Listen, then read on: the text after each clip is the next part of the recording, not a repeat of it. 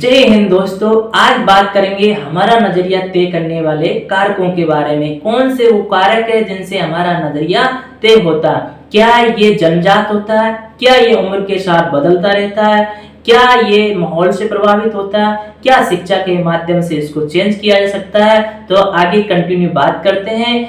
हमारा जो नजरिया है पॉजिटिव है या नेगेटिव है, ये माहौल पे बहुत ज्यादा डिसाइड होता है। इस सब बात को आप जानते हैं, तो स्टेप बाय स्टेप बात करेंगे। जो हमारा नजरिया तय होता है वो 3 कारकों से तय होता है। सबसे पहले एनवायरनमेंट यानी माहौल, दूसरा जो कारण है एक्सपीरियंस यानी तजुर्बा, और तीसरा जो कारण है वो शिक्षा यानी एजुकेशन। या इसको 3 शब्दों में कह सकते हैं, 3 ES हो सकती है, यानी एनवायरनमेंट, एक्सपीरियंस और एंड एजुकेशन।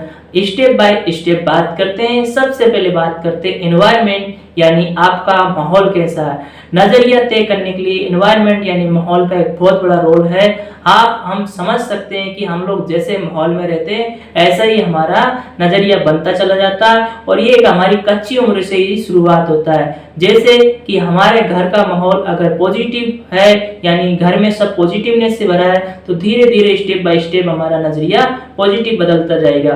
किसी दफ्तर में लोगों का अगर नजरिया कार्य के प्रति हमेशा सकारात्मक रहता है, तो वहां पर सीखते सीखते पॉजिटिवनेस आ जाएगी। लोगों का नजरिया हमेशा पॉजिटिवनेस में रहेगा।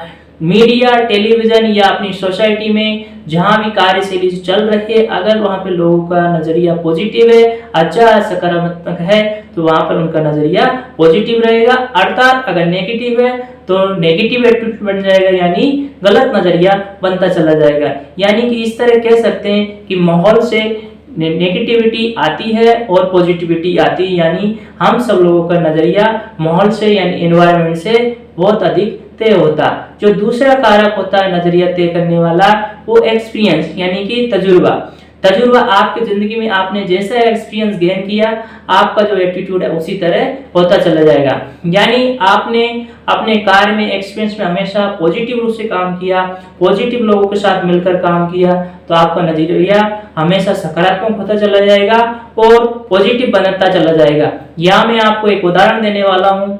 जैसे कि कक्षा 2 या 3 की किताब में एक लेसन था, बाबा भारती की कहानी।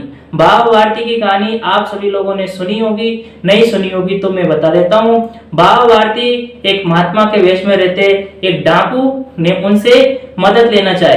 बाबा भारती अपने घोड़े के साथ घूम रहे थे, सफर कर रहे थे, लेकिन एक डाकू ने बोला उनसे कि मैं थका हुआ हूँ बाबा, मुझे अपने घोड़े पे बैठा लो। तो बाबा भारती जो थे वो अपने घोड़े से नीचे उतरे और उसको घोड़े पे बैठा दिया। घोड़ा उसने जैसे ही घोड़े पे बैठा, थोड़ी दूर पैदल चला, धीरे धीरे चला, आगे जाके उसको दौड़ा दिया। दौड़ते हुए वो डाकू हंसता हुआ आगे बढ़ा, तो बाबा ने बोला कि रुको, मैं आपको कुछ बताने वाला हूँ। उन्होंने कहा कि आप ये घटना किसी और को शेयर मत करना कि ये घोड़ा मैंने उन बाबा से इस तरह बेवकूफ बनाकर लिया। क्यों?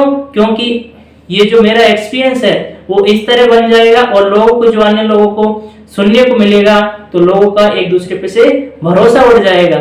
इसलिए आप इस घटना को किसी को शेयर मत करना। तो नजरिए डिसाइड करने में तजुर्बा, एक्सपीरियंस का एक बहुत बड़ा रोल रहता है।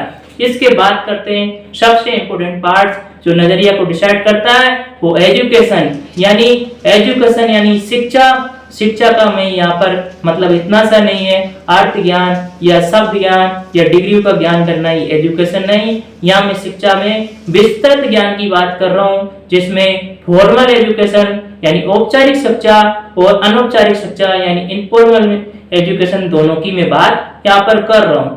जब हम ज्ञान को योजनाबद्ध तरीके से प्रयोग करते हैं तो उसमें बुद्धिमत्ता प्राप्त हो जाती है, और बुद्धिमत्ता प्रयोग होने के बाद लगभग अपनी सफलता निश्चित हो जाती है।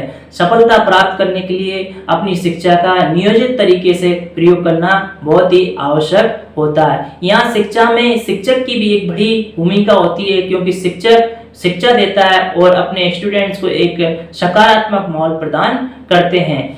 हमारी जो शिक्षा व्यवस्था है वो ऐसी होनी चाहिए जो केवल रोटी कपड़ा मकान या यानी कि जीने के साधन कमाना ही ना सिखाए, बल्कि जीने का तरीका भी सिखाए। तो इस तरह हम कह सकते हैं कि हमारे नजरिए को डिसाइड करने वाले 3 कारक है, एनवायरनमेंट, एक्सपीरियंस एंड एजुकेशन।